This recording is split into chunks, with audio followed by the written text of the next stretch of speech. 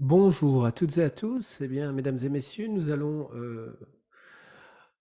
attendre encore quelques instants avant de commencer réellement notre webinaire aujourd'hui pour que toutes et tous, vous puissiez nous rejoindre. À tout de suite.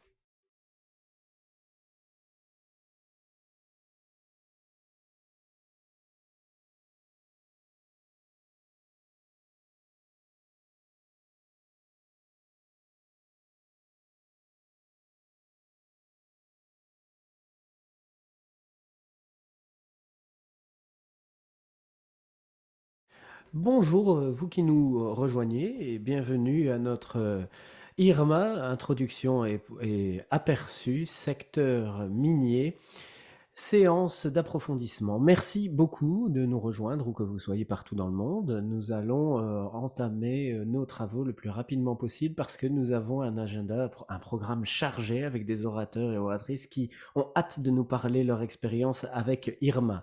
Alors, je m'appelle Beth Parody, je suis responsable au sein secteur minier pour Irma et je suis chez Irma depuis 5 ans déjà. Nous allons passer en revue notre ordre du jour aujourd'hui. Alors, nous allons expliquer ce qu'est Irma, pourquoi nous exerçons. Nous allons entendre parler notre secteur acquisition, finance et extraction minière. Ils vont nous expliquer pourquoi cette norme est importante, cette initiative compte, et ce depuis 5 ans déjà. Alors, quelques informations techniques. Sachez, mesdames et messieurs, que cette émission aujourd'hui sera enregistrée. Un lien sera envoyé par la suite. Après cet événement, vous disposez de l'interprétation. Aujourd'hui, vous pouvez sélectionner votre langue en cliquant sur le globe en bas de l'écran Zoom. Nous avons également une fonction questions-réponses. N'hésitez pas à nous poser vos questions. Nous aurons également une séance questions-réponses à la fin de chaque séance, à la fin de la séance finance, acquisition et extraction minière. Donc JJ, Bob et notre collègue extraction minière. Alors, n'hésitez pas à poser vos questions, même si nous pouvons y répondre, nous reviendrons vers vous après ce webinaire aujourd'hui et nous répondrons à vos questions. Alors, comme à l'accoutumée, une déclaration de conformité aux règles antitrust. Donc, il ne faut nous ne voulons pas que ces discussions puissent être interprétées comme des discussions contraires à la concurrence. Alors, je vais donner la parole à Ama Arachi qui va présenter Irma et pourquoi cette initiative compte. Aquina, vous avez la parole. Merci beaucoup. Je m'appelle Aquina Malachi, je suis CIS en Afrique du Sud. Je suis responsable pour Irma. Je suis la principale personne de contact pour le secteur minier. Alors aujourd'hui, je vais passer en revue Irma. Voici le premier transparent. Irma, c'est en fait une réponse à une demande mondiale pour une extraction minière plus responsable et respectueuse de l'environnement. Alors nous sommes une possibilité pour que les acteurs du secteur de la mine puissent participer à une évaluation pour déterminer leur performance. Cela peut être utilisé pour toutes les matières exploitées, l'or, le cuivre, le lithium, entre autres, à l'exception, bien entendu, des combustibles énergétiques, par exemple l'uranium, le charbon thermique, le gaz, par exemple le pétrole aussi. L'évaluation se fait au niveau du site minier, cela veut dire que l'entreprise en tant que telle ne fera pas l'objet de l'évaluation.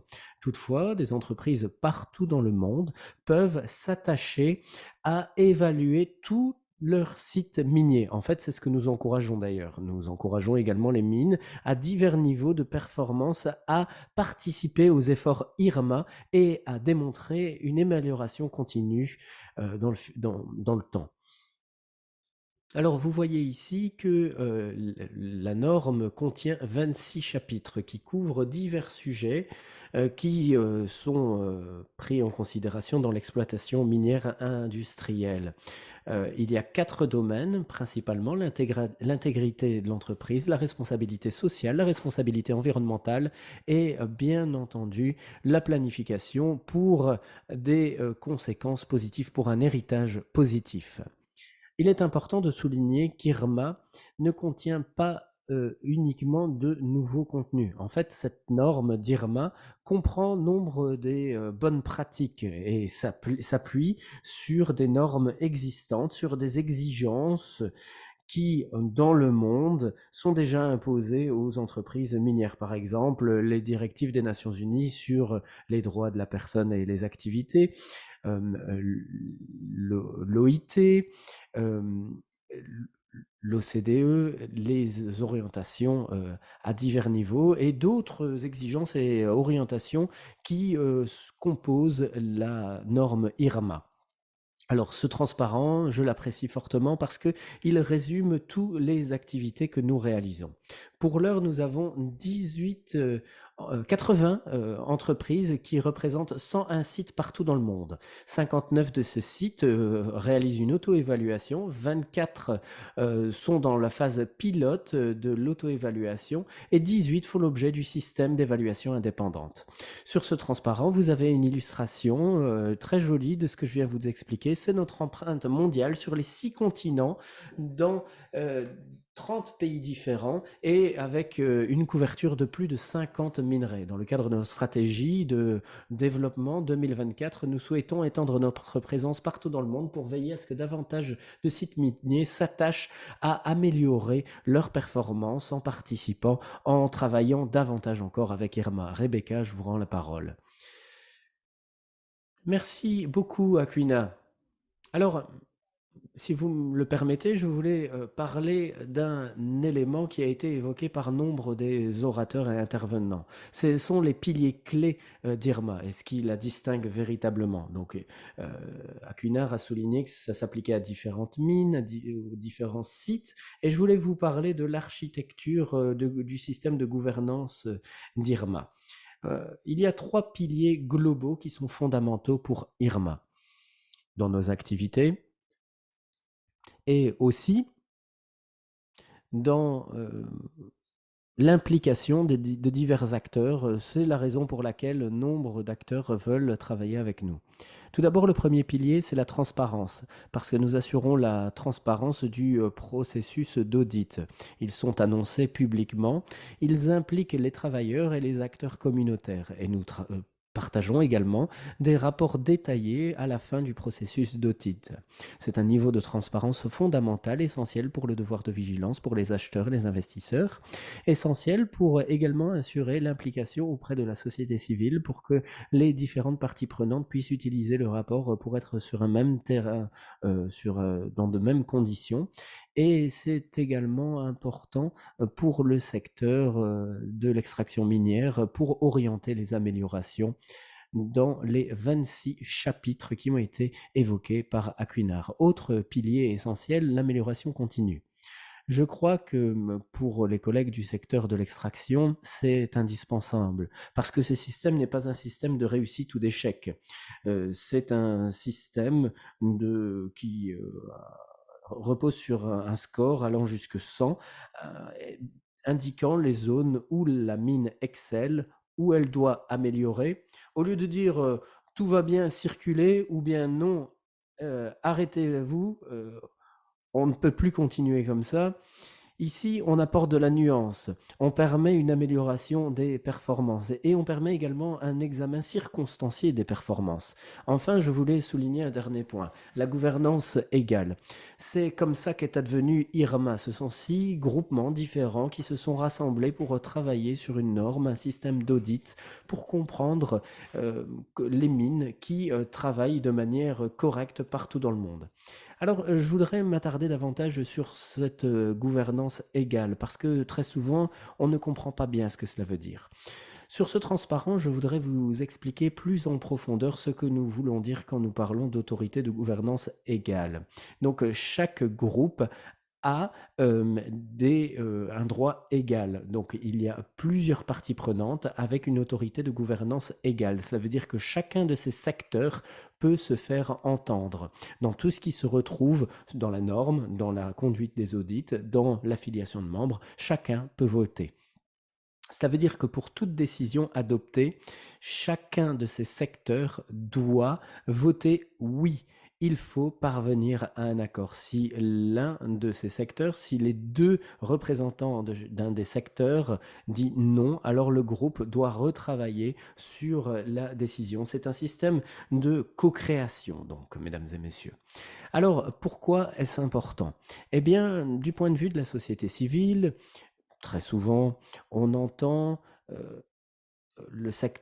dans le secteur dire que la gouvernance égale est très importante parce que les organisations de la société civile sont sur un même pied d'égalité avec les autres acteurs. Quand les OSC travaillent dans un système et quand elles estiment que le système est crédible, c'est bénéfique pour les finances et pour le groupement achat. Il est important d'avoir la confiance dans le système. Alors pour Ibrahima, il est important que tous les acteurs indiqués ici disposent d'un droit de vote égal. Cela veut dire qu'ils seront actifs, impliqués et qu'ils rendront des comptes. C'est important pas uniquement pour la société civile, mais également pour le secteur de l'extraction minière.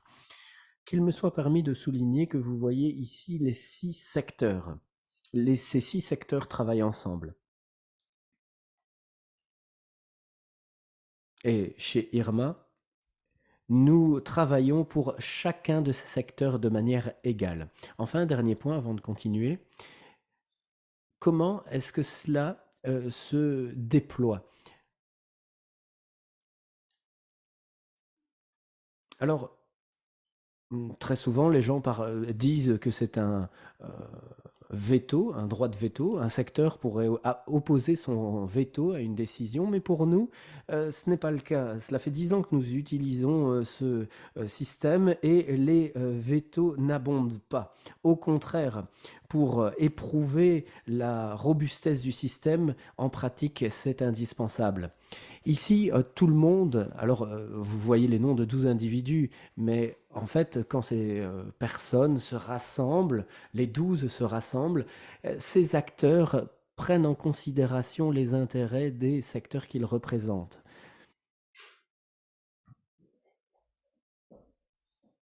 Donc en fait, les représentants rendent service à l'intégralité du secteur. Chacun de ces secteurs est représenté par 2 personnes, donc ça fait 12 personnes au total. Et pour la décision, les 12 personnes savent que le modèle doit être respecté et que tout le monde doit apporter son assentiment. Un exemple, par le passé, lorsque nous avons finalisé la norme en 2018, il est apparu clairement que les points de vue divergeaient, tout particulièrement sur l'eau et les déchets. C'était là les 2 derniers chapitres qu'il fallait pourtant faire aboutir. Au lieu de porter cela au vote, le groupe s'est dit, eh bien, nous sommes confrontés à ces divergences sur ces 2 chapitres, nous devons travailler dessus, prenons un peu de recul et travaillons ensemble. Donc les ONG et les OSC ont nommé des experts, le secteur de l'extraction minière ont nommé des experts, et ces experts ont compris les aspects techniques de la gestion de l'eau et des déchets dans le domaine de l'extraction minière. Ils ont donc travaillé ensemble pour accoucher d'une solution conjointe. C'est la norme au final.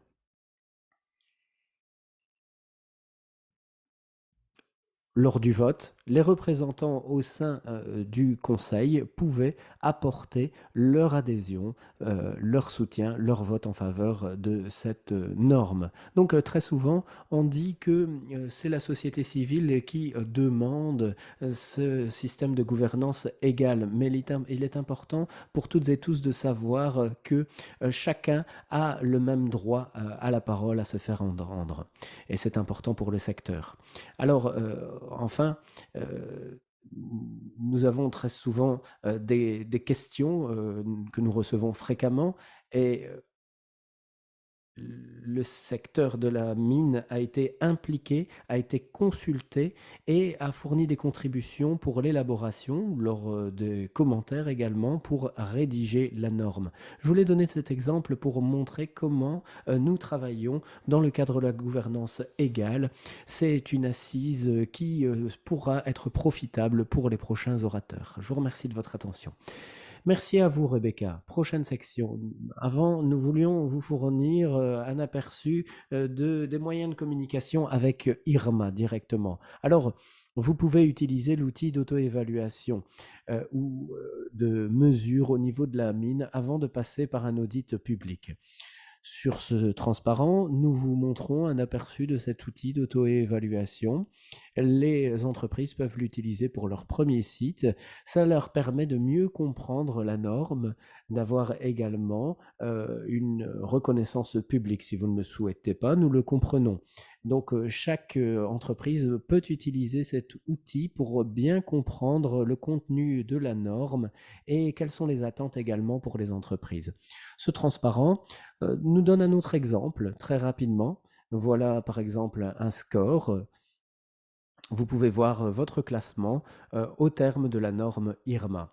Alors, avant de passer à notre premier intervenant, nous allons nous pencher sur la foire aux questions. Ce sont des questions qui sont fréquemment posées par différents secteurs. Et nous allons aborder ces différentes questions. Ce seront nos intervenants qui vont nous livrer leur expérience avec Irma. Sur ce, je suis très heureuse de pouvoir donner la parole à notre premier orateur, JJ Messner de la Tour, de notre secteur acquisition. N'oubliez pas, mesdames et messieurs, que vous pouvez poser des questions pendant la présentation. Il y répondra une fois qu'il aura terminé de s'exprimer. JJ, vous avez la parole. Et l'interprète n'entend pas l'orateur, malheureusement.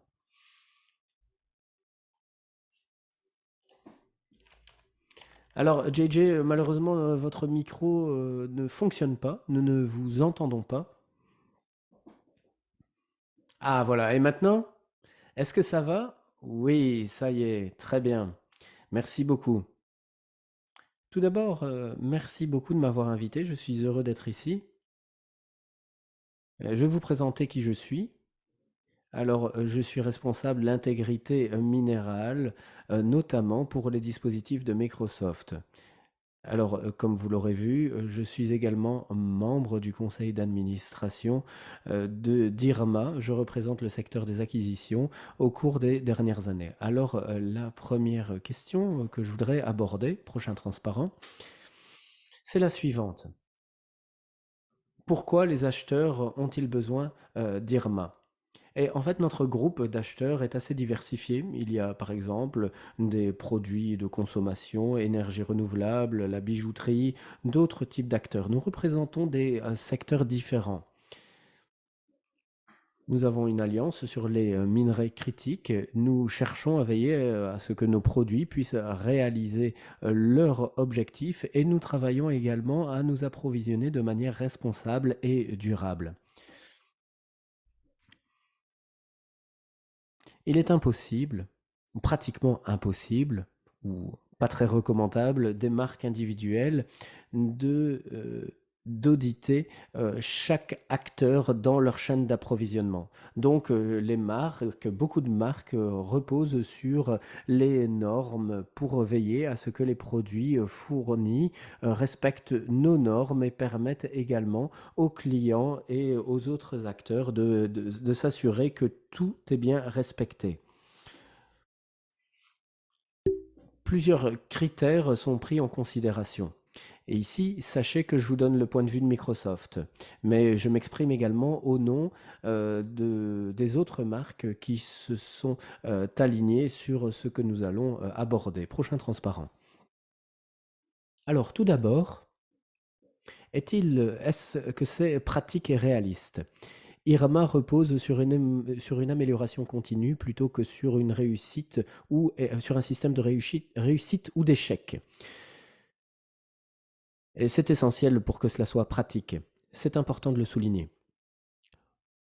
Euh, la perfection est, est un cheminement et l'évaluation doit être continue.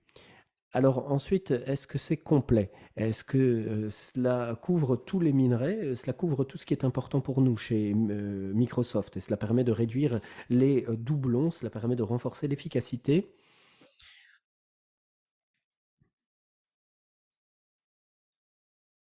Heu, Si nous devions nous concentrer sur plusieurs normes, cela nous prendrait énormément de temps. Alors il existe bon nombre de normes, mais pour, une marque qui a 14 matières premières critiques, nous n'avons pas, assez de ressources pour, nous concentrer sur, chaque, norme pour chaque minerai. Donc une norme comme IRMA est très importante pour l'efficacité de notre processus d'assurance. Alors ensuite, le modèle de gouvernance égale. Et ici, c'est là l'importance entre l'implication dans les conversations et la gouvernance. Fournir aux ONG, aux communautés et aux syndicats et aussi au secteur privé, au secteur de l'achat et des finances, une voix égale, comme c'est le cas dans IRMA, accroît l'utilité de l'implication des divers secteurs. Ensuite, peut-on revenir un peu en arrière si vous le voulez bien? Alors, est-ce que IRMA est transparente et inclusive? La transparence et l'inclusivité d'IRMA est essentielle pour veiller à ce que chacun soit entendu et soit comprise et reconnue et publiée également. Et c'est de là dont découle la crédibilité d'IRMA, car elle est représentative. Et je vais m'attarder sur la crédibilité dans un instant. Prochain transparent, si vous le voulez bien. Sur ce transparent, vous voyez une liste de marques qui participent au groupe d'acheteurs d'IRMA.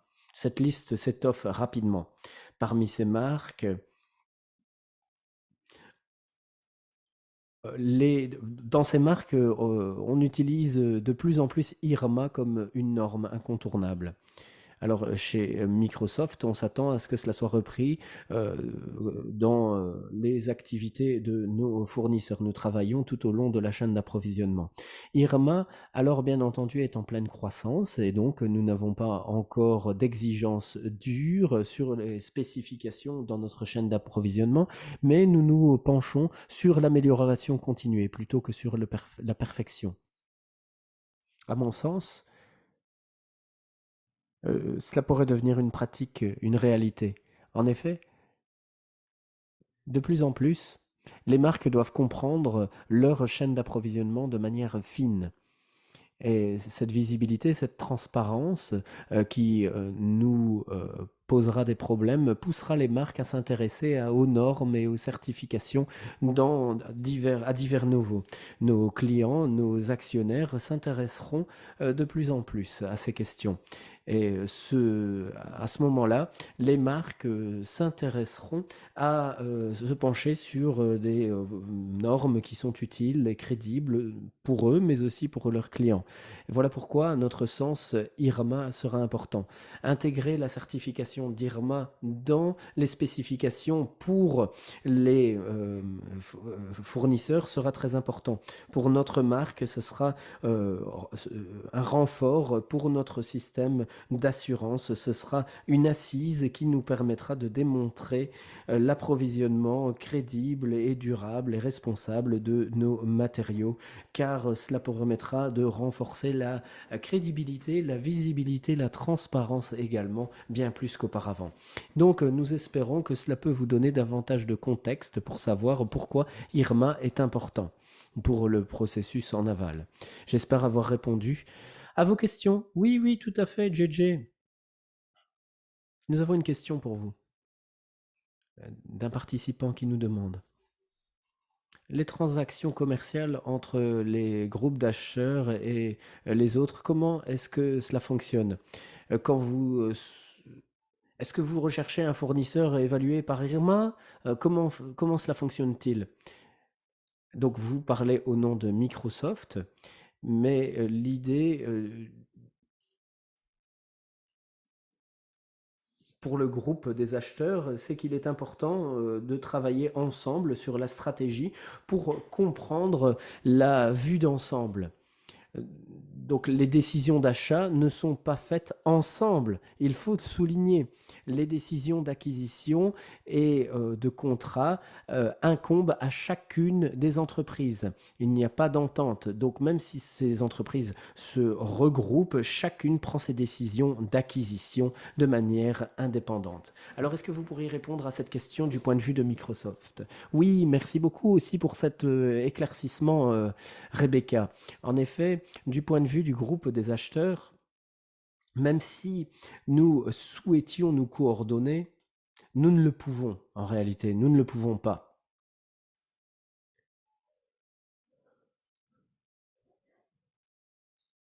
Et notre relation maintenant avec le secteur d'extraction minière, c'est une relation indirecte. Je crois que c'est le meilleur moyen de l'expliquer. En effet, nous disposons de relations directes avec nos fournisseurs du niveau 1, avec les fournisseurs du niveau 2 et parfois avec des fournisseurs du niveau 3.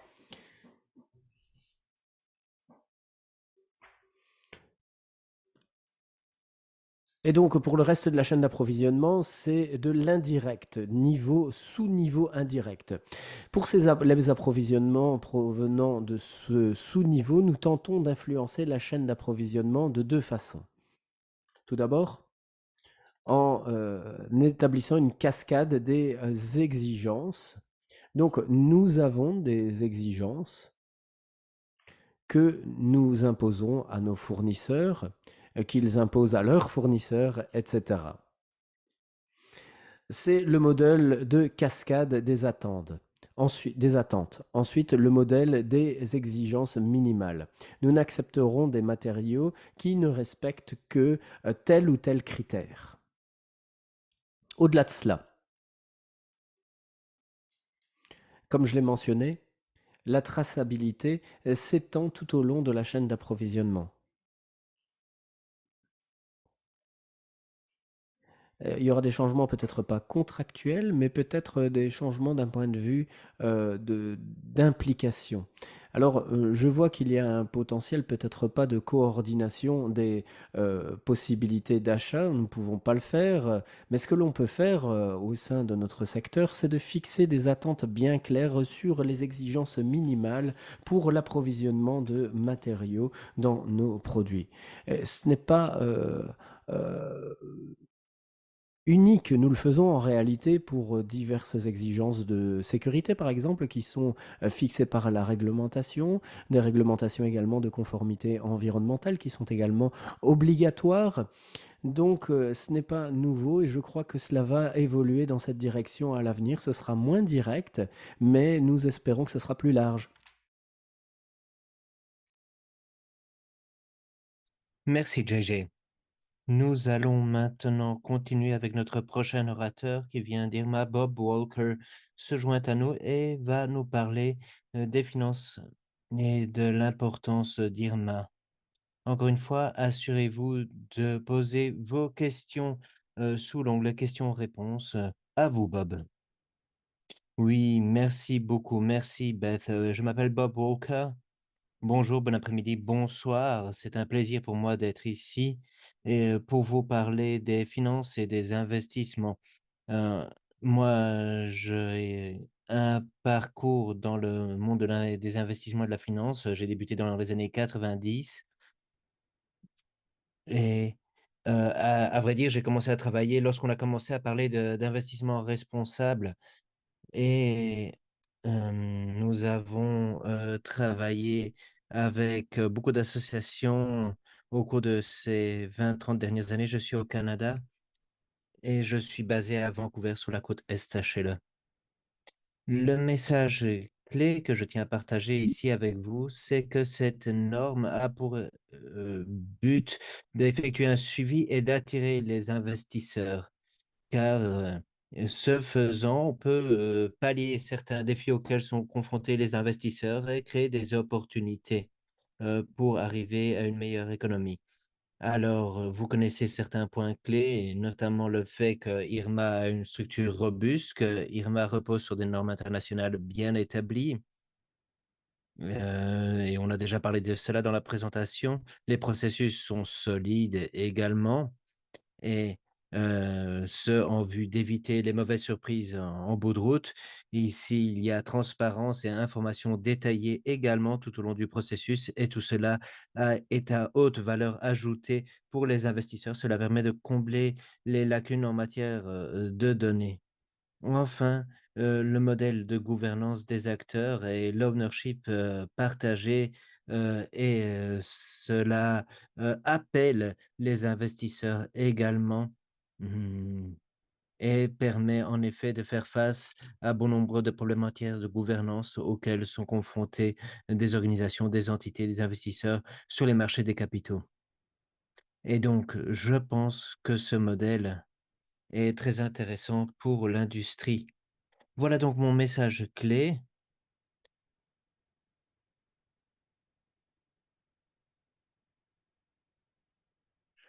Et comme je vous le disais, nous utilisons des critères de de responsable de RSE pour mmh, voir comment se portent les activités. Et les institutions, veulent s'assurer du fait que, il y a une valeur ajoutée pour les détenteurs de droits, les, travailleurs, les communautés, touchées, les peuples autochtones, les investisseurs et également, c'est important de s'assurer du fait qu'il y a aussi également un bon retour sur investissement pour les investisseurs. Il y a un indicateur important, ici, c'est le nombre d'adhérents, et les nombres attendus. Mmh et il faut savoir que nous avons un réseau qui a vu le jour en 2005 et qui travaille, heu sur les facteurs de durabilité, l'ESG, dans les processus, d'investissement. Et ici, il est important d'agir à 2 niveaux. Les mécanismes de prise de décision, lors de l'achat et de la passation de marché et ensuite s'assurer du fait qu'une tribune est donnée, à différentes parties prenantes pour faire avancer les questions environnementales.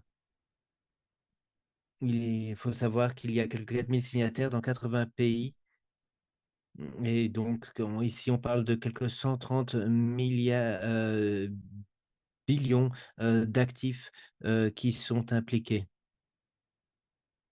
De grandes institutions financières, des fonds nationaux, des fonds, de santé, des investisseurs, des banques, des compagnies d'assurance. Toutes ces entités sont actives et présentes dans, différents réseaux pour faire avancer les bonnes pratiques, des investissements durables. Alors, nous avons, également, des entreprises, cotées en bourse mais aujourd'hui, nous voulons également, brasser plus large et voir ce qui peut être fait avec des fonds d'investissement, des entreprises privées et d'autres acteurs financiers, au-delà des marchés des capitaux donc. Maintenant, parlons des tendances.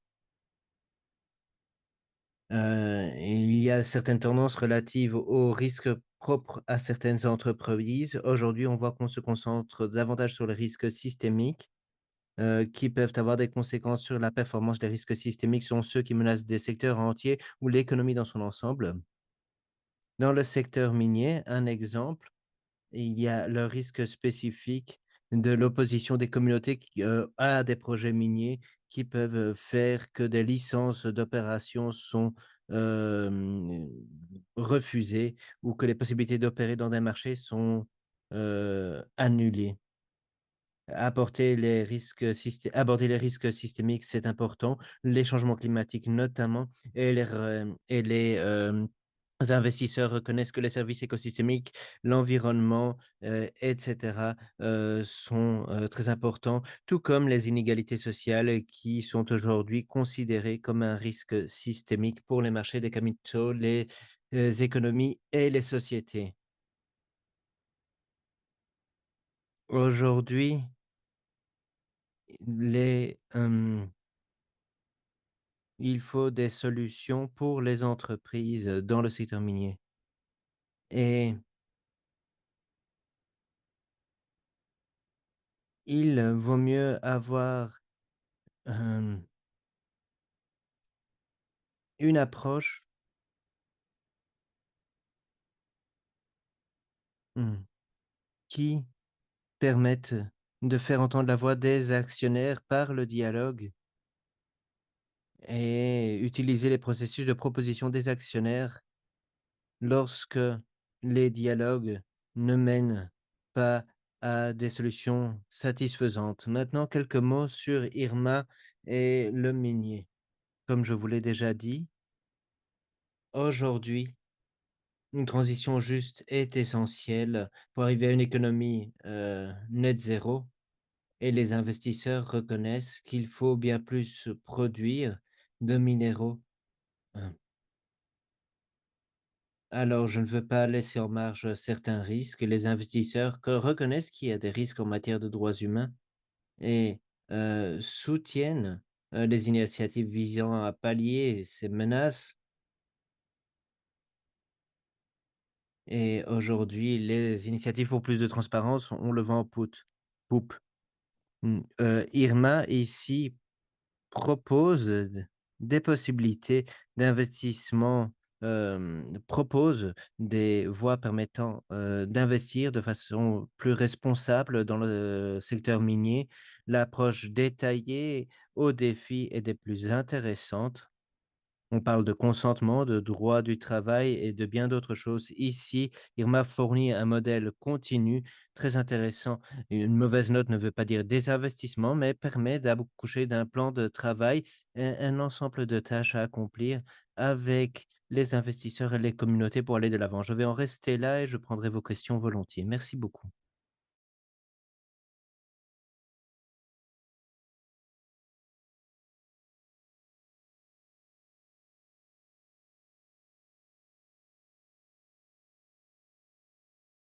Merci beaucoup, Bob.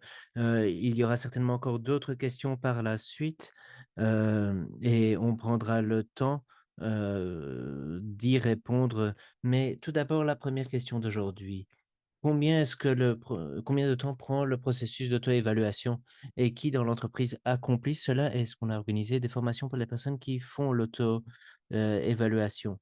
Aquina, moi je me demandais si vous étiez là, si vous pouviez peut-être répondre à cela.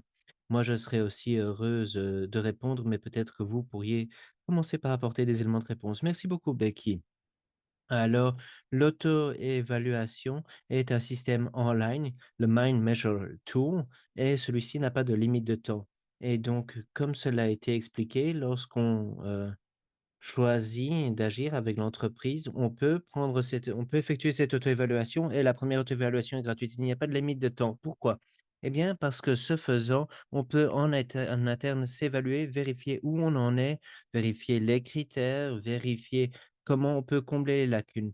Et donc, il est possible d'entreprendre des actions correctives dès le point de départ pour combler les fossés. Et donc, une fois que vous partagez votre auto-évaluation finalisée, vous savez que vous avez déjà agi et vous savez que, votre score peut être assez bon et même s'il n'est peut-être pas à la hauteur de vos, attentes, il sera possible d'entreprendre des actions correctives dans les 12 mois qui suivront cette auto-évaluation et bien entendu,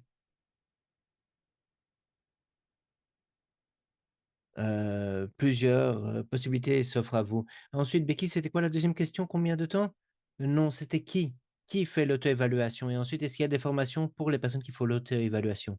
Ah, alors pour ce qui est de cet outil, heu il y a des ressources sur le site qui permettent, d'aider et ensuite Irma fournit un soutien et moi justement je vais travailler sur un ensemble, de formations, le Training Set 2 qui vous expliquera, comment les mines peuvent être équipées pour faire mieux sur l'auto-évaluation, mais aussi pour être bien préparées en vue de faire face à un audit et donc ça, c'est prévu pour 2024. C'est une priorité pour le premier trimestre et donc, nous espérons que cette ressource sera très bientôt disponible. Mais dans l'intervalle, quoi qu'il en soit, on peut, être en contact pour parler de ce que vous faites, des processus, des bonnes pratiques et je suis là pour vous soutenir dans votre processus d'assurance. Donc si vous avez des soucis, si vous avez besoin d'assistance, je suis là.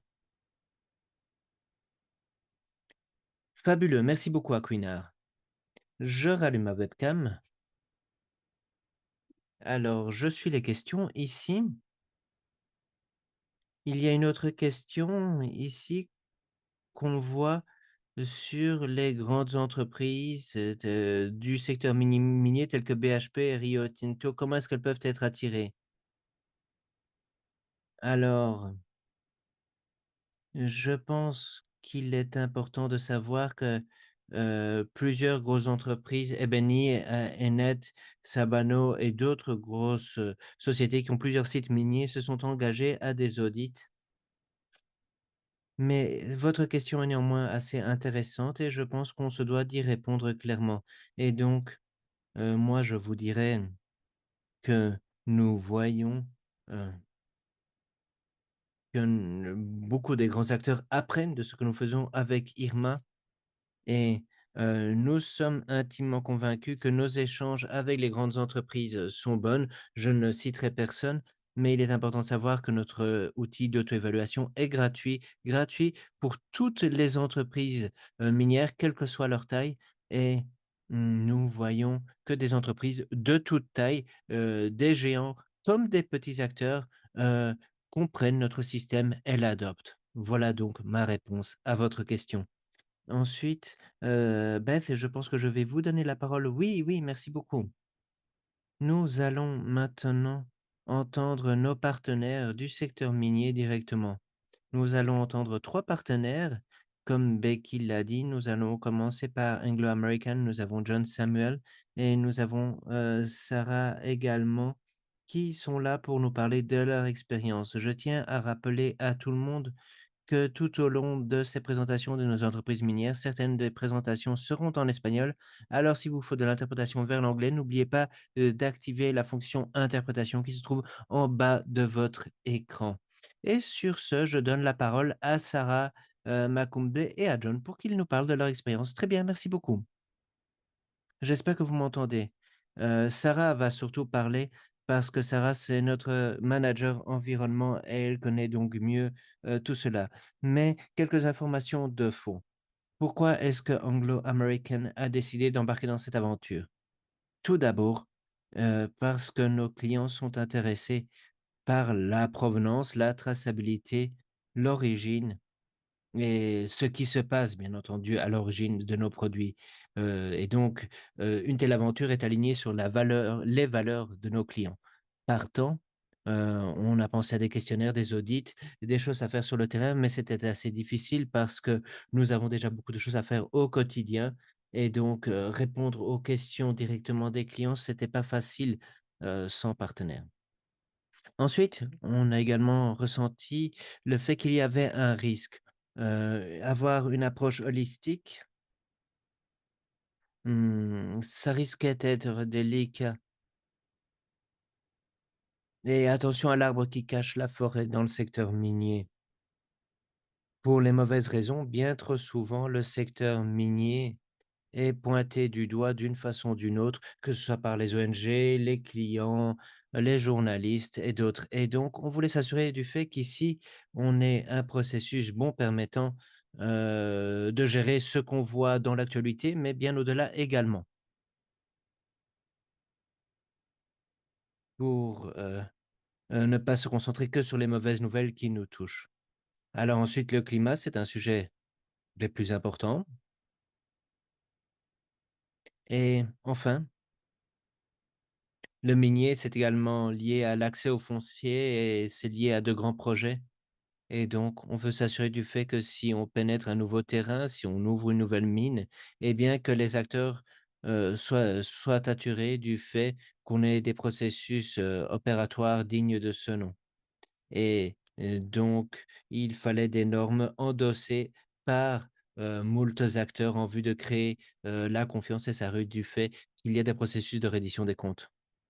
Partant de tout cela, plusieurs protocoles, plusieurs systèmes d'audit ont vu le jour par rapport à des ressources, par rapport à différentes thématiques, et cetera et on parle bien entendu d'une industrie à plusieurs matières premières, aux 4 coins du monde et donc, partant, on s'est dit que s'il fallait faire tout cela, si on voulait agir comme il fallait une façon d'agir intégrée, coordonnée et partant, on a préféré mettre la barre haut une fois plutôt que d'avoir plusieurs actions, séparées et moins ambitieuses. Et c'est pourquoi on s'est engagé publiquement à faire des audits sur toutes nos mines, pardon, en 2018 et on s'est rendu compte qu'on pouvait mettre plusieurs choses en œuvre et travailler, sur différents points et Irma s'est avérée être, notre baguette magique. Enfin, l'un finalement, nos clients viennent à nous et nous demandent aussi si, nos ressources sont tracées de longue date et ça, c'est une très bonne chose parce que grâce à Irma, on peut en effet partager sur la traçabilité. Voilà, je vais maintenant donner la parole à Sarah qui va parler environnement et contact et lien entre, cette question et d'autres encore. Merci beaucoup John et bonjour à toutes et à tous. Je m'appelle Sarah Makumbe, comme John l'a indiqué. Je suis Irma Programme Lead pour Anglo-American. Le contexte aujourd'hui. Nous avons effectué 8 audits de niveau 2 IRMA et 7 autres audits. Avec chaque audit, on a appris plus sur IRMA, sur nos sites et on a pu utiliser cela pour améliorer encore ce que l'on fait. Alors, comment est-ce qu'IRMA a amélioré nos opérations? Tout d'abord, nous sommes une entreprise minière et comme d'autres entreprises minières, on a nos normes internes et on tente de les développer en conformité avec les meilleures pratiques mondiales. On veut avoir les meilleures pratiques dans le minier. Cela étant dit, lorsqu'on analyse les faits sur le terrain, la mise en œuvre n'est pas toujours à la hauteur de nos attentes. Et donc, IRMA nous aide avec les audits, on a une vue indépendante qui nous repousse dans nos retranchements. On a également des échanges avec les acteurs externes. On peut parler avec les communautés, les gouvernements locaux et même avec les clients. On peut entendre les points de vue divers et variés sur nos performances. Et grâce à ces retours holistiques, capturés de façon indépendante, si je puis dire, alors on peut revoir nos opérations et améliorer nos façons de faire. Nous avons notamment grandement progressé grâce aux audits IRMA sur les plans de gestion de l'eau. Les plans de gestion de l'eau proposés par l'IRMA sont intégrés, adaptatifs et parfois on a certaines informations à différents niveaux, en différents endroits et grâce à IRMA, on apprend l'intégration pour faire mieux. La gestion des déchets est également une question essentielle et on essaye de faire mieux grâce à IRMA. Sachez que notre objectif, c'est de changer les choses au niveau des opérations. Et quand on voit les retours que l'on a eus sur la santé, la sécurité des travailleurs, on a des processus d'analyse de risque qui sont robustes, mais qui ne sont pas toujours suffisamment utilisés. Et là où il y a des lacunes, on identifie des opportunités d'apprentissage pour avoir de meilleurs retours. Ensuite, par rapport au mécanisme de plainte des acteurs, on a aussi eu des retours et je pense que la mise en œuvre de ces mécanismes dans différentes opérations a progressé, mais parfois les choses laissent à désirer, notamment à cause des cultures locales. Quoi qu'il en soit, grâce à IRMA, on prend le temps d'avoir des retours, d'aller de l'avant et on apprend et on voit comment on peut faire mieux. Je viens de partager tout cela avec vous et vous aurez compris que, bien entendu, les choses sont pas toujours les mêmes d'un site à l'autre mais quoi qu'il en soit, on met en œuvre nos normes en interne et on agit en fonction des budgets, des équipes, des historiques et on apprend toutes les informations spécifiques au site qui sont, bien entendu, très intéressantes. Puisque IRMA est spécifique au site, on peut faire mieux et ensuite, lorsqu'on identifie des sujets, transversaux, c'est très bien, ça permet d'agir mieux, mais avec IRMA, on a aussi une vision granulée qui est très intéressante. Maintenant, comment les audits IRMA nous soutiennent dans nos autres processus d'audit chez Anglo American? Eh bien, je dirais qu'IRMA est essentiel tout d'abord Parce que bon nombre d'opérations minières sont confrontées à un énorme fardeau en termes d'audit. Nous avons 3 lignes d'assurance, nous avons un processus d'audit interne, nous avons également des normes externes que John a mentionnées, des normes auxquelles on doit adhérer pour plusieurs raisons. Et donc ici, avec Irma, on voit qu'on a quelque chose de vaste, d'exhaustif, qui nous sert de base pour tous les autres audits et cela nous permet d'avoir des protocoles d'audit consolidés. On a donc un très bon point de départ qui fait un mieux au niveau des sites également.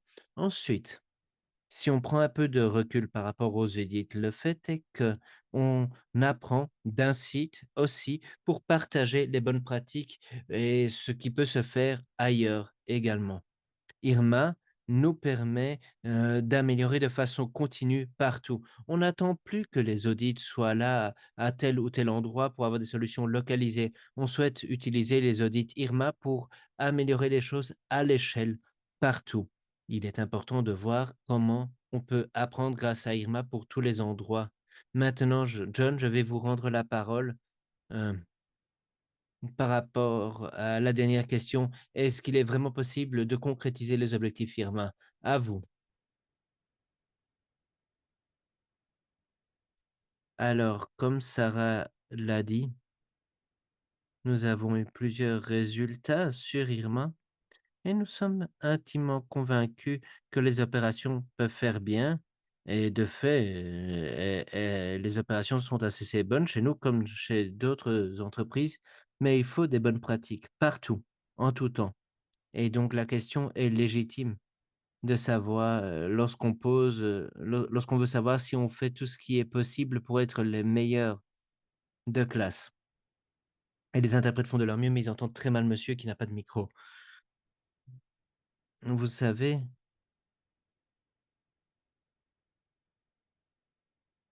notre expérience et les expériences d'autres entreprises témoignent du fait que des progrès se font continuellement. Et pour rebondir sur ce que JJ disait, l'amélioration continue, c'est ça qui est important. Et donc, Irma, en fin de compte, est un tremplin vers d'autres normes aussi et permet de faire mieux. Et donc, si vous avez un mauvais point de départ, Irma est un bon outil pour aller de l'avant et grâce à cela, les clients salueront votre effort, quand bien même, vous n'êtes peut-être pas au, au score que vous attendiez. Il est donc, possible de faire de belles choses. Oui, Irma, c'est du travail, pas mal de travail, mais le jeu en vaut la chandelle lorsqu'on parle, de réputation client, heu et le secteur financier, lorsque lui, il verra les résultats de ses audits, eh bien, je pense, qu'il sera, séduit et que le jeu en vaudra encore davantage la chandelle. Fabuleux, merci beaucoup à tous 2, John, Sarah. Alors, question-réponse. Ici, nous avons une question. Tout d'abord, le public vous remercie pour votre honnêteté. Merci d'avoir parlé des endroits où là, et on peut y avoir plus d'amélioration. Ensuite, est-ce que Irma aide hmm, les entreprises pour les licences d'opération? Est-ce que vous pensez que les audits d'Irma ont aidé d'une façon ou d'une autre? Alors, ça dépend. Est-ce que vous parlez au niveau local ou au niveau des groupes? Au niveau du groupe, notre volonté de travailler avec les acteurs autour de la table d'Irma, oui, ça a eu un effet positif. Et donc, Anglo-American a eu un projet en mars 2020 au Royaume-Uni, il y a 3 ans.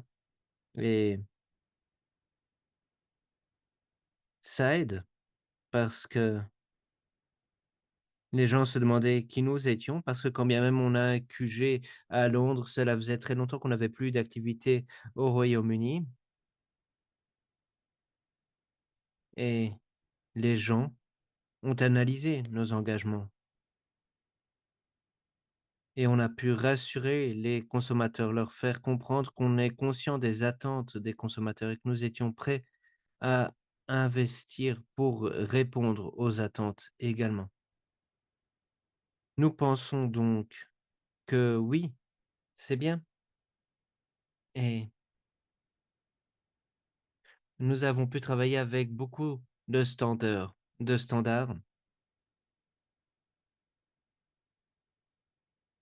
et heu et ici, c'est bien parce que c'est assez frustrant que de travailler sur des standards lorsque cela ne porte pas ses fruits dans le temps. Merci beaucoup, John.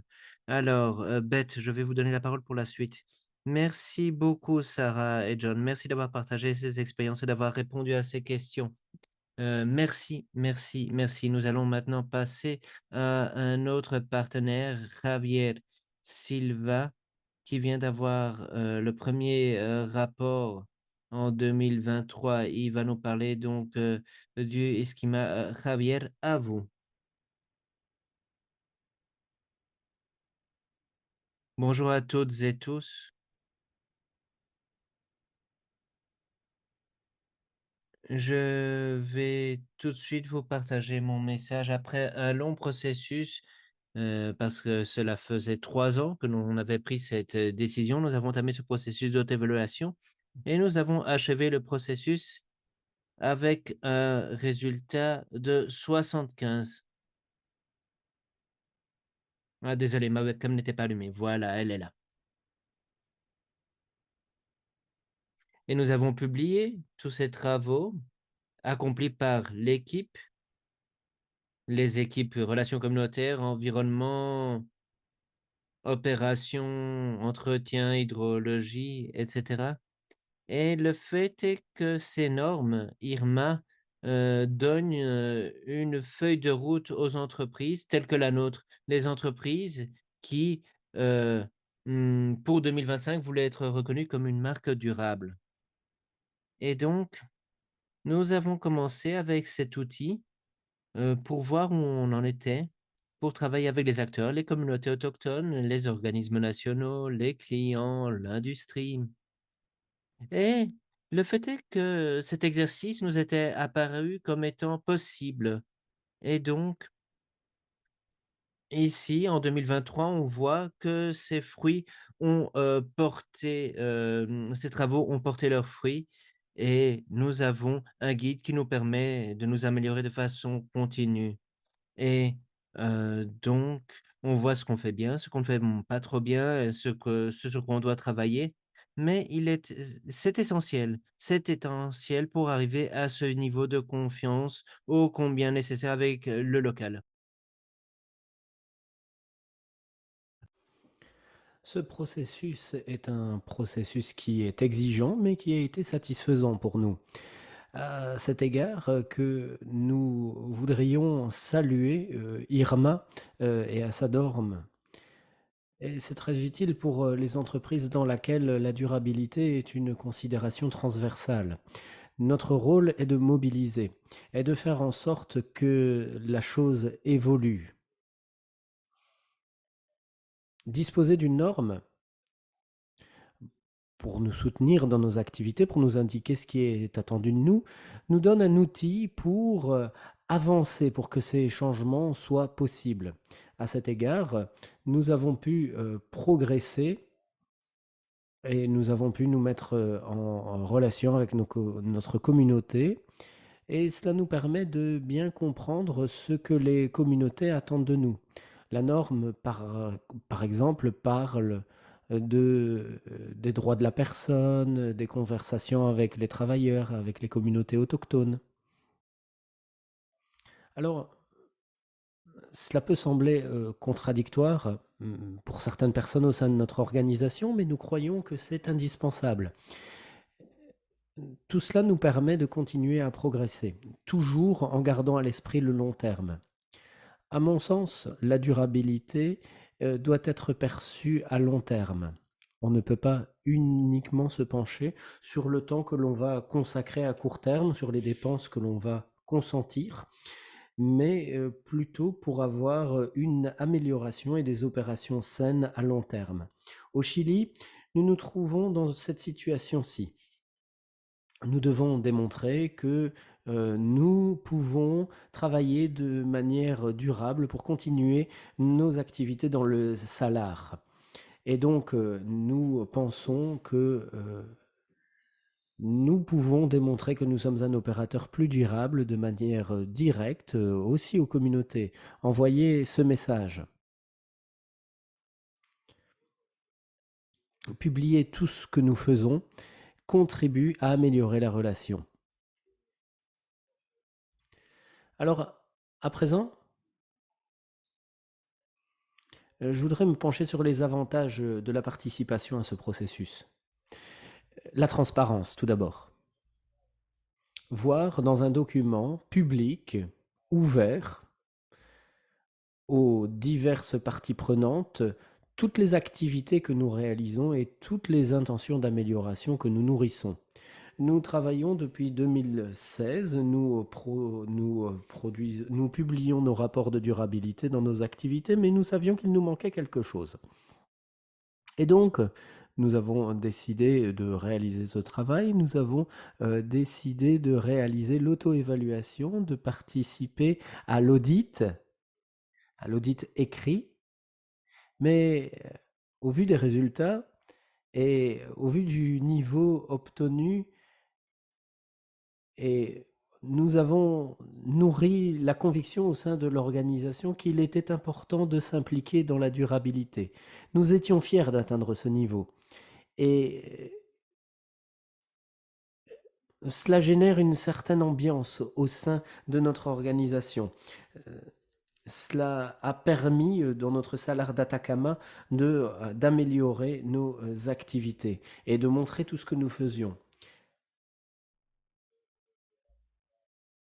Nous avons envoyé des messages et dans le cadre de l'audit, nous avons demandé aux travailleurs ce que cela voulait dire pour eux et ils ont compris ce que cela impliquait pour eux, impliquait pour leur famille. Cela suscite une certaine conscience dans dans le chef des travailleurs des efforts consentis par l'entreprise et aussi des efforts consentis pour toutes les personnes dans le monde quand on regarde au niveau global. Nous avons également travaillé à un effort global de décarbonisation et dans le droit fil du message de la COP 28, nous estimons que c'est fondamental et pour parvenir à ces efforts de décarbonation, il faudra plus de lithium, mais ce lithium devra être plus durable.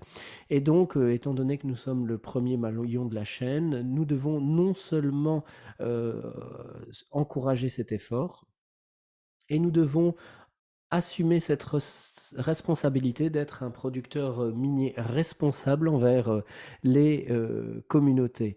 Nous devons également écouter, tenir compte des avis des diverses parties prenantes pour continuer à progresser.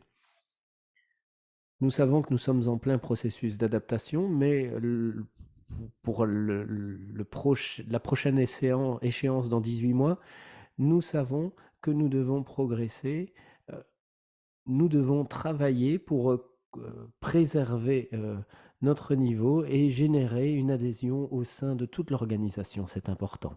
Ensuite, je voudrais également souligner auprès des autres entreprises d'extraction minière qui doutent et qui se demandent s'il est judicieux d'avancer avec Irma, faites-le. C'est mon message. C'est exhaustif, vous allez recevoir de nombreuses visites, mais après ce processus, vous mûrissez. Vous, vous êtes également rassuré sur vos activités. Vous savez qu'il s'agit de meilleures pratiques dans le domaine de la durabilité. L'objectif est de parvenir à un certain niveau et en participant au processus, en engrangeant une expérience, en démontrant les engagements et en continuant à aspirer à progresser. Voilà. Je ne sais pas si vous avez des questions. Je ne vois pas l'onglet questions-réponses. Voilà. N'hésitez pas en tout cas si vous avez des questions. Je serai heureux d'y répondre. Merci beaucoup, Javier. Nous nous félicitons de vous avoir entendu sur cette question bien précise. Ici, je voudrais lire cette question.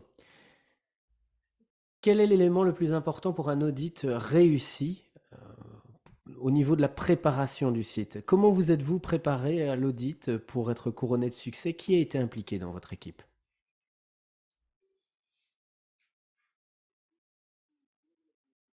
Alors en fait, je dirais que ce qui compte, c'est de communiquer pour sensibiliser le plus grand nombre de collaborateurs, possible dans nos activités. Il faut envoyer des messages simples. Indiquer comment le processus IRMA doit être vécu, pour expliquer quelles sont les tâches qui incombent à tout un chacun. Comment y sommes-nous parvenus? En réunissant toute l'équipe durabilité sur le terrain, en réalisant par exemple des discussions, aussi en organisant des visuels sur le terrain pour que les travailleurs, les collaborateurs comprennent ce que le monde et IRMA attendent de nous. Cette transparence, cette communication, ce suivi constant des progrès engrangés ont été très utiles. Et aussi des contacts avec les communautés.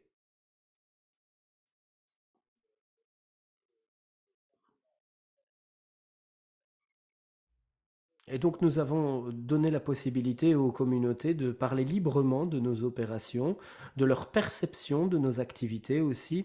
Et à mon sens, l'implication dans les droits de la personne a été fondamentale. Nous ne l'avions pas encore fait, nous avions voulu le faire, il y avait une certaine peur.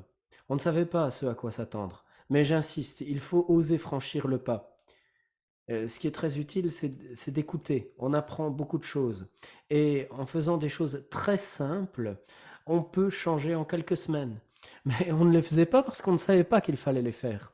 Et donc, pour moi, c'est important, il faut ouvrir les opérations, il faut veiller à ce que l'on apprenne, à ce que les équipes soient sur le terrain pour parvenir au bon niveau de respect de la norme.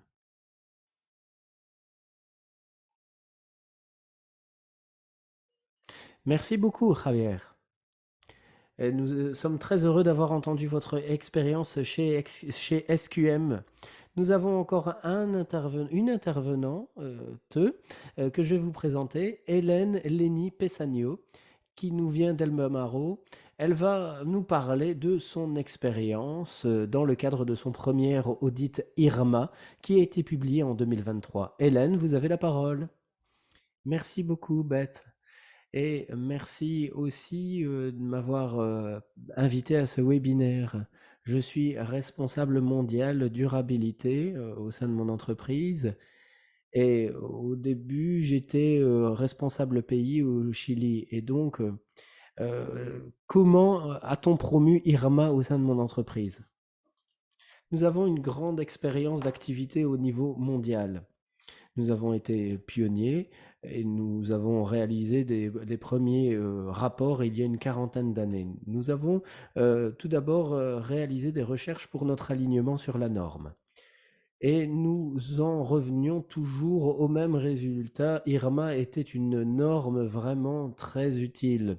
Et pour dépenser toutes les ressources dans l'utilisation d'une norme pour atténuer les risques environnementaux et de droits de la personne, nous avions trouvé une solution. Donc, notre équipe s'est adhérée à cette norme. Bien entendu, la direction a été convaincue également. C'était très important pour notre entreprise. Il y avait certaines inquiétudes au niveau de la direction s'agissant de la transparence. Je sais que Anglo et Javier l'ont mentionné. La direction a été rassurée. Et comment nous avons parlé de cette période de 12 mois en fait? Ça, c'est très important. Une fois l'audit réalisé, et il y a une période de 12 mois pour réaliser des progrès. Cela a vraiment rassuré la direction. Si nous sommes plus transparents, nous avons du temps pour éviter les mauvaises surprises, pour pouvoir atténuer les incidences. Aussi, l'amélioration continue était très importante. Ce qui compte, c'est le cheminement. Ce n'est pas un instantané, c'est le cheminement, l'évolution. Et on a entendu parler du Salar d'Atacama. Et la réalisation d'un audit par un tiers était très utile.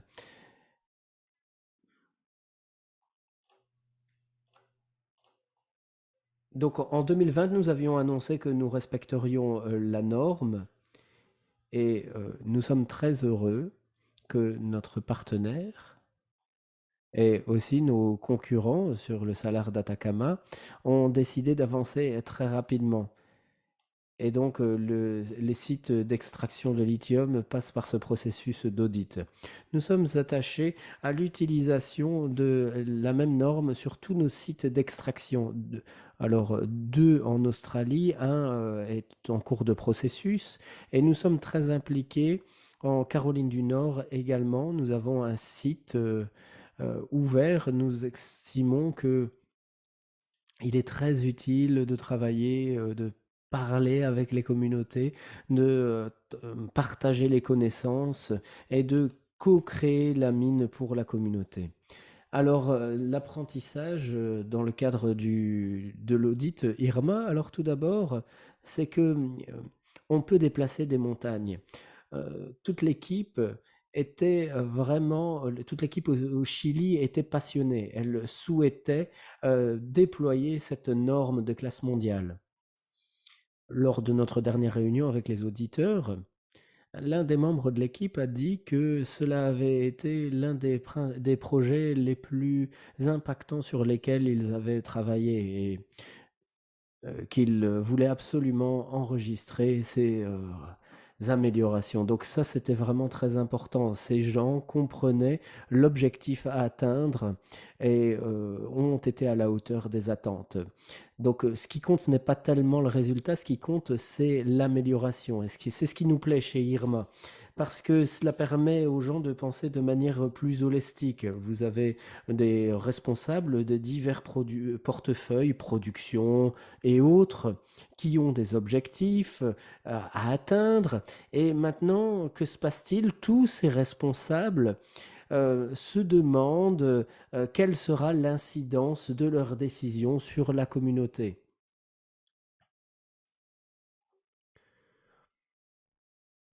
Et donc tout cela découle de cette norme IRMA. Donc vraiment, c'est une référence extrêmement utile. Alors aussi, enseignement très important, et certains sites d'extraction ne peuvent pas le faire seuls. Il faut des politiques, des procédures au niveau siège pour soutenir les politiques au niveau local. Ça, c'est vraiment très important. Et donc, nos parties prenantes veulent véritablement veiller à ce que nous atténuions les risques en matière d'environnement, de droits de la personne, et IRMA est la norme la plus robuste pour y parvenir. Donc ça a été notre principal apprentissage. Alors, qu'est-ce qui a changé chez Albermal depuis l'adoption de la norme IRMA? Alors, tout d'abord, nous avons mis en branle un travail de plan de travail. Nous avons des objectifs, des échéances également. Nous avons une équipe qui se concentre sur l'audit et sur l'étape d'après. Et ce que je dirais, c'est que il est important de travailler également avec des ambassadeurs, pas uniquement au salaire. Nous avons les hauts dirigeants de notre entreprise qui sont impliqués et également des responsables dans les divers domaines de production, dans les divers secteurs. Ils se demandent comment encore améliorer. Nous nous concentrons également en vue de montrer ce que fait Irma, comment Irma fonctionne. Et on ne veut pas juste cocher des cases. Non, ici, nous sommes sur une voie nous menant vers les meilleures pratiques. Nous nous sommes engagés avec les gouvernements, les acteurs, les industries, les associations aux quatre coins du monde pour les sensibiliser à Irma et à pourquoi Irma et leurs normes doivent être promues. Nous voulons également continuer à travailler avec Irma et d'autres pour nous assurer du fait que la barre demeure des plus hautes. Alors, quelle est l'une des principales différences avec l'audit Irma? Eh bien, c'est le processus pluriacteur dont on parle depuis le point de départ. Nous savons que l'on analyse les normes et que il peut y avoir des impacts ci ou là. Mais ici, ce qui est bien, c'est qu'on peut les analyser avec les syndicats, des organisations, des ONG, les communautés et bien d'autres. Et donc ici, on peut utiliser la boîte à outils IRMA pour avoir des retours, voir où il y a des marges de manœuvre, là où il n'y en a pas. Grâce à IRMA, on peut réellement comprendre les attentes sociétales.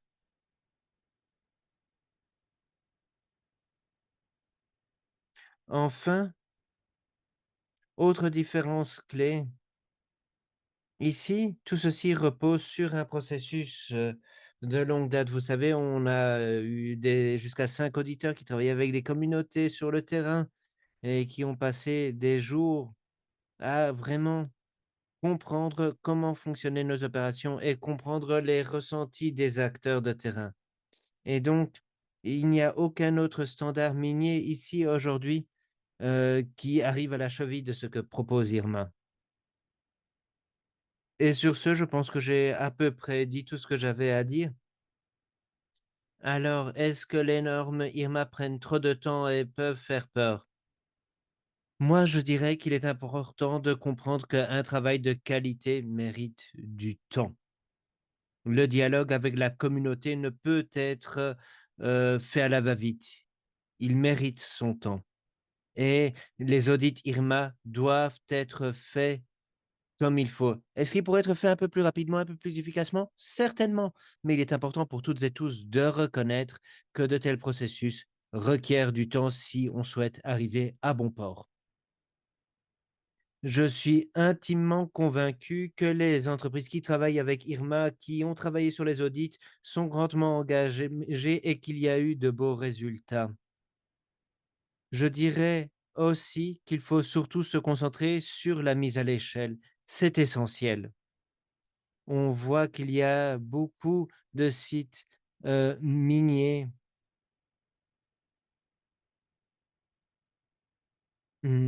qui travaillent avec IRMA et je pense que toutes et tous, on doit, travailler ensemble parce que nous sommes dans le même, bateau et il faut aider toutes et tous à faire mieux, y compris pour les auditeurs. Dans l'ensemble, je résumerai donc en disant que oui, investir dans IRMA, c'est investir bien son temps et son argent pour répondre aux meilleures normes et pour avancer sur une voie digne de ce nom en vue d'améliorer les choses. Excellent, merci beaucoup Hélène. Qu'est-ce qu'il a été bon de vous entendre. Alors dans le Q&A, on parle beaucoup d'engagement de la communauté et du fait de renforcer la confiance, des communautés. Je pense que l'évaluation, c'est important, mais les conclusions aussi. Et donc, il y avait une question spécifiquement sur le processus d'évaluation. Comment celui-ci a aidé en vue, oui, d'avoir l'aval social? Chez nous, bien entendu, on a beaucoup parlé de cela parce que bien souvent, les espaces sont délicats, on est dans des endroits délicats. Alors, comment une entreprise telle que la vôtre a pris des audits en vue de tendre la main, en vue d'aller à la rencontre de ceux qui se soucient le plus des extractions? Très bonne question. Vous savez, nous avons des accords en place avec les communautés autochtones. Nous avons un dialogue sur 4 ans, valide de 2016, de 2019 à 2023 et nous voyons ensemble comment on peut s'assurer du fait que nos activités sont durables.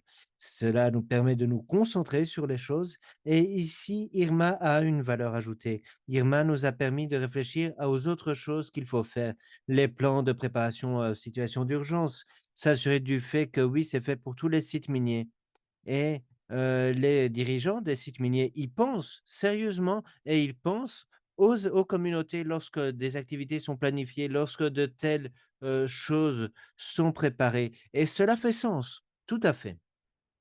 Ensuite, le processus, d'accord, d'aval, c'est important aussi.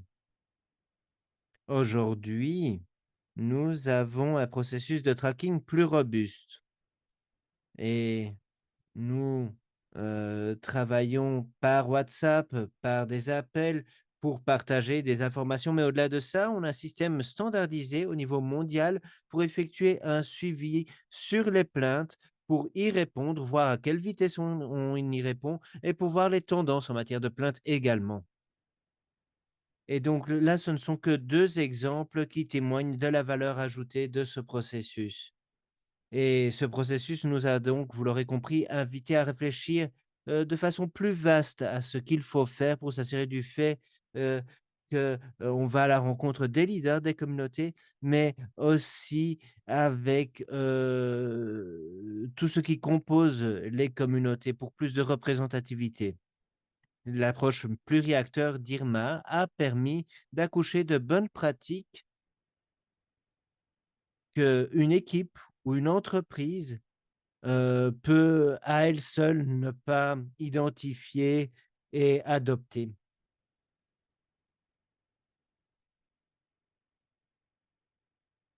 Fabuleux, merci beaucoup Hélène. Alors, une dernière question avant de boucler la boucle aujourd'hui. Une question ici parce que, tout le monde en fin de compte a parlé, de la multitude de standards qui existent.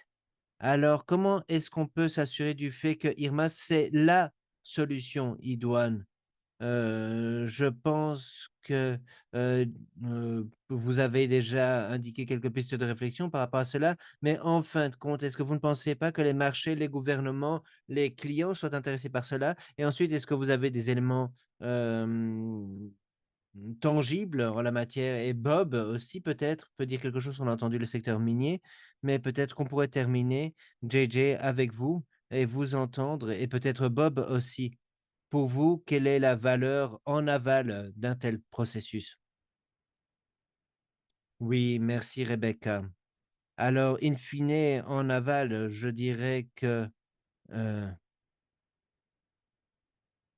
lorsqu'on parle de standards et de certification, il y a des critères qu'on peut accepter en tant qu'acheteur individuel et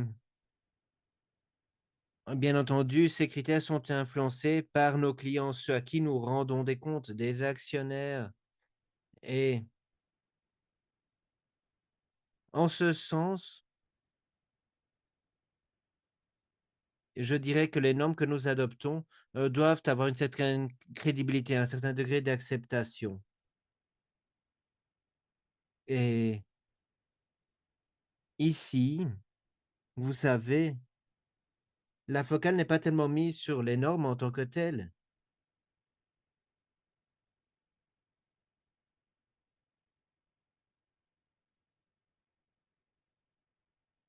parce qu'il y a déjà beaucoup de standards. Mais il est important de voir aussi comment les normes sont mises en œuvre et comment elles sont gouvernées et c'est le degré de crédibilité qui est important pour nous les acteurs. Ces personnes avec qui on interagit parce que ces personnes, comme je l'ai dit, ont des attentes et donc oui, en aval, ce qui est important, c'est de voir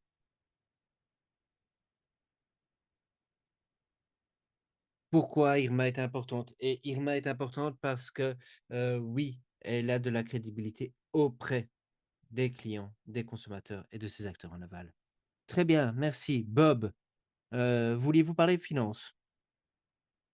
Oui, heu pour rebondir sur les propos que j'ai déjà mentionnés, BlackRock, le plus grand gestionnaire d'actifs au monde, a récemment déclaré, je cite: «Les investisseurs Hem, aujourd'hui dans le minier menacerait, le pacte vert et donc aujourd'hui pour changer de tels discours, il faut des normes et moi je pense que lorsque Irma sera plus vastement adoptée et la confiance gagnera du terrain pour tous les acteurs et les informations détaillées fournies par le processus Irma permettront de rassurer les troupes et remettre les activités minières sur dans le champ des investissements possibles pour bon nombre d'institutions. Et donc, voilà pourquoi aujourd'hui les entreprises doivent prendre IRMA au sérieux. J'en resterai là. Merci.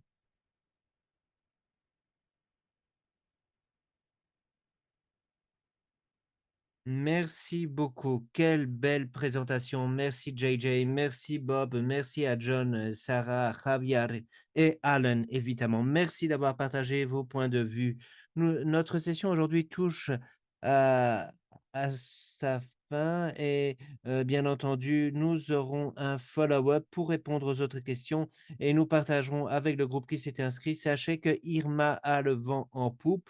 On l'a déjà entendu aujourd'hui. Nous grandissons et nous avons 2 soutiens spécifiques au secteur minier. Aklina et moi-même, nous serons là l'année à venir pour vous aider, pour répondre, pour que vous commenciez votre auto-évaluation et pour réellement soutenir le secteur minier alors, que l'on, aide IRMA à croître. Nous avons également les modules de formation que nous allons fournir à toute entreprise, voulant se familiariser avec IRMA ou voulant se familiariser avec le système d'audit, plus approfondi.